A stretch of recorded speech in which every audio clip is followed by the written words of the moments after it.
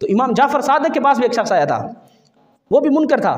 تو آپ نے فرمایا تو یہ بتا کہ کبھی تجھے سمندر کی موجوں کا مقابلہ بھی تو نے کیا ہے؟ ایسا ہوا کہ سمندر میں طوفان آ گیا ہو، موجیں اٹھ کھڑی ہوئی ہوں اور بڑا تیرے لیے مسئلہ پیدا ہو گیا ہو. اس نے کہا ہاں، ایک مرتبہ میں سفر پر جا رہا تھا، تو اس وقت اور لوگ بھی کشتی میں سوار تھے، میں بھی ہو گیا.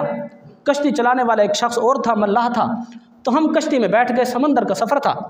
تو اچانک سمندر میں جو طوفان آیا، تو جب طوفان آیا تو ہماری کشتی ٹوٹ گئی طوفان کی وجہ سے. اتنا زبردست طوفان تھا.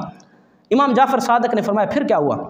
اس نے کہا پھر کیا ہونا تھا، سارے مسافر ڈوب گئے، کشتی والا جو تھا وہ بھی ڈوب گیا، میں بھی ڈوب گیا.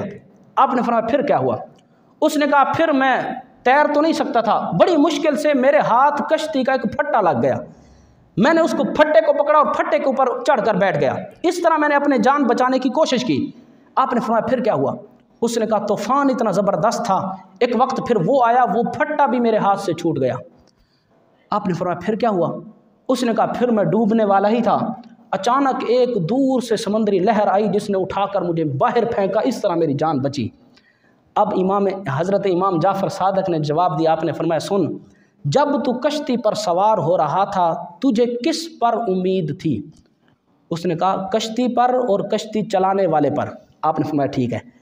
اس نے کہا پھر جب تمہاری کشتی ٹوٹ گئی، ٹوٹنے کے بعد تو ڈوب گیا، پھر تجھے کس پر امید تھی؟ اس نے کہا وہ جو پھٹا میرے ہتھے چڑھا تھا اس پر مجھے امید تھی کہ میری زندگی بچ سکتی ہے. آپ نے فرمایا جب ملاح بھی چلا گیا، کشتی والے سارے ڈوب گئے، کشتی بھی ٹوٹ گئی، پھٹا بھی ہاتھ سے چھوٹ گیا، اب جب تو ڈوب رہا تھا کیا تیرے دل کے کسی گوشے میں یہ امید تھی کہ ہو سکتا ہے میں بچ جاؤں؟ اس نے کہا ہاں، یقین تو تھا کہ میں مر جاؤں گا، لیکن دل میں کبھی کبھی خیال آتا تھا کہ ہو سکتا ہے میں بچ جاؤں گا. حضرت امام جعفر صادق رحمۃ اللہ تعالی نے فرمایا وہ جس کے بارے میں تو اس وقت دل میں خیال کر رہا تھا نا کہ ہو سکتا ہے کوئی مجھے بچا لے، اس امید کو ہم اللہ کہتے ہیں. آپ نے فرمایا ہر مشکل جب ہم پار کر جاتے ہیں، ہر چیز ختم ہو جاتی ہے، بظاہر سارے ہمارے آسرے ختم ہو جاتے ہیں، اس کے بعد جس ذات پر ہم یقین کرتے ہیں اس کو اللہ کہا جاتا ہے. حضرت امام جعفر صادق رحمۃ اللہ تعالی نے اس کو توحید کا مسئلہ اس طرح سمجھایا. اس نے کہا کہ جناب مجھے اب سمجھ آ گئی ہے، اب مہربانی فرمائے مجھے کلمہ پڑھائیں اور مجھے مسلمان کریں.